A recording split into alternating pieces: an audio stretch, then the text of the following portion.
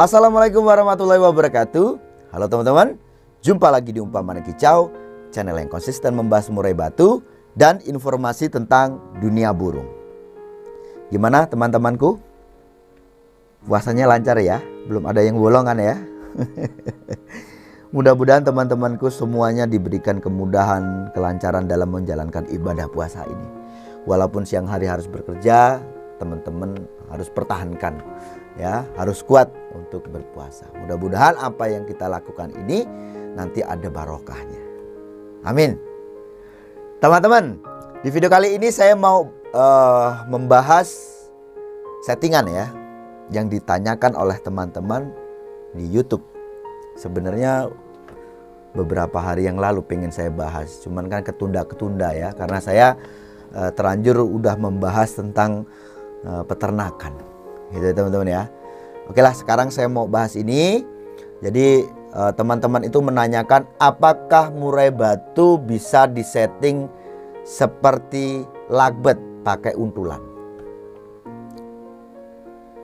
Teman-teman, kalau teman-teman itu konsisten mengikuti semua pembahasan di Umpamanan Kicau, bukan atas dasar judul ya, teman-teman udah paham pastinya. Karena sebenarnya saya juga udah beberapa kali membahas tentang ini. Ini kita bisa jadikan solusi walaupun ini sifatnya tidak umum dilakukan oleh pemain-pemain burung. Tetapi teman-teman, ternyata ini juga ada hasilnya gitu loh teman-teman ya. Ya, yang jelas ada hasilnya. Ada manfaatnya. Oke lah teman-teman. Kalau teman-teman ingat ya, saya pernah menawar burung dengan harga 50 juta di Tulungagung ini. Burung itu sampai saat ini dengar-dengar katanya sampai sudah ditawar 150.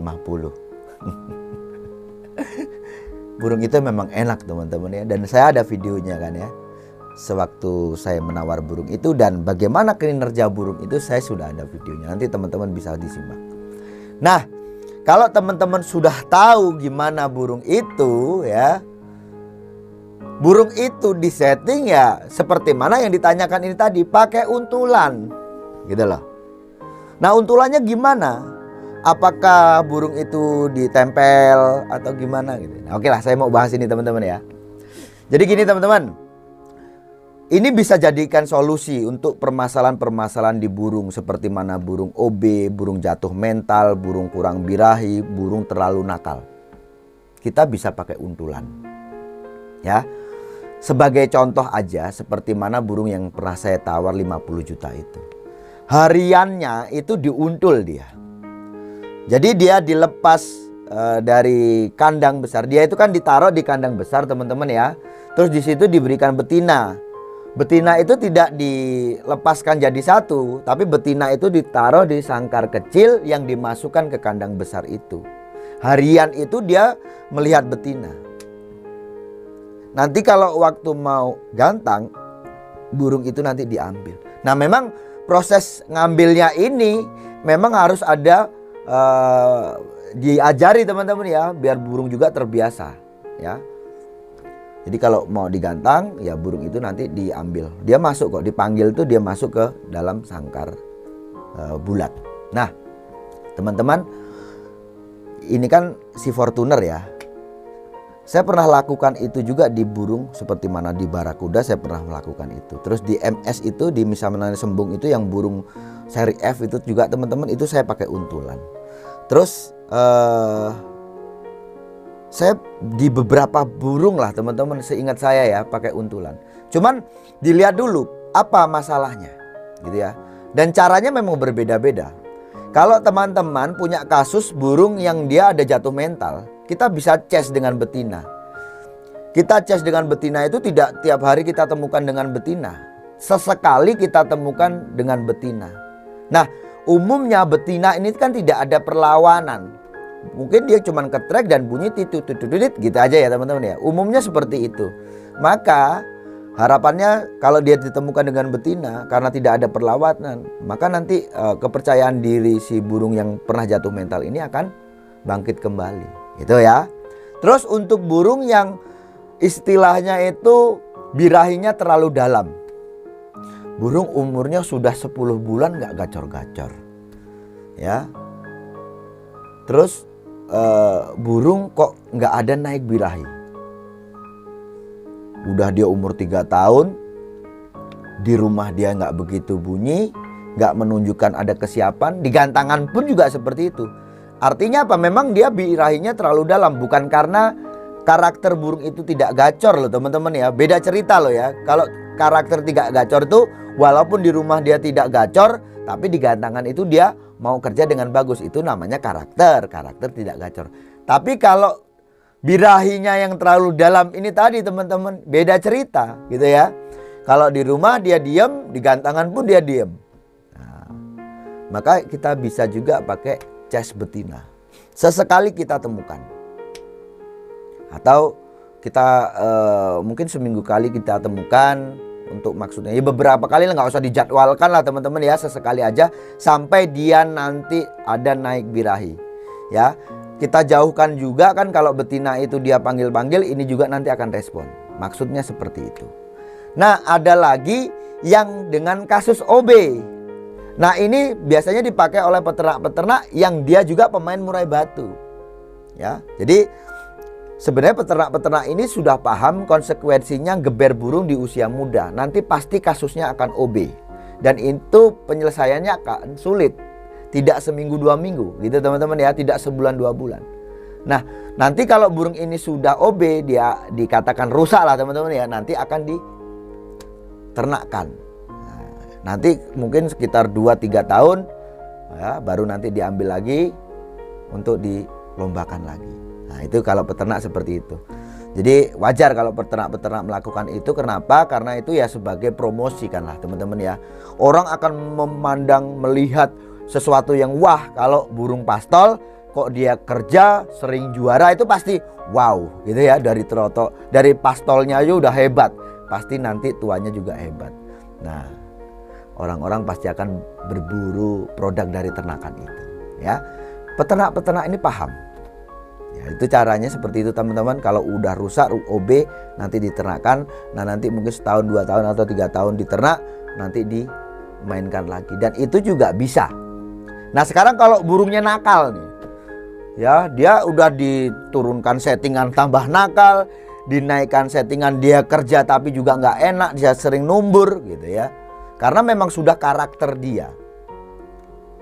Nah, kalau teman-teman sudah merasa melakukan banyak hal, naik turunkan settingan tidak menyelesaikan, ya teman-teman bisa pakai cara ini seperti mana yang diberikan si Fortuner itu teman-teman. Burung yang saya tawar 50 juta itu. Jadi dia dijodohkan ya, caranya begitu teman-teman ya.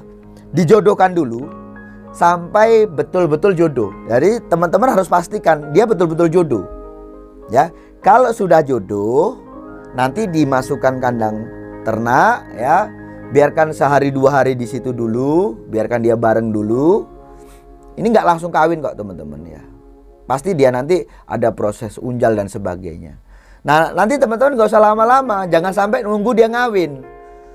Nah, betina ini tadi disatukan dengan jantan mungkin sekitar 3 hari lah paling lama. Nanti betinanya kita ambil, kita masukkan sangkar kecil. Sangkar kecil yang ada betina itu kita taruh tetap di dalam kandang besar ini atau di kandang ternak ini tadi, yang ada jantannya itu tadi.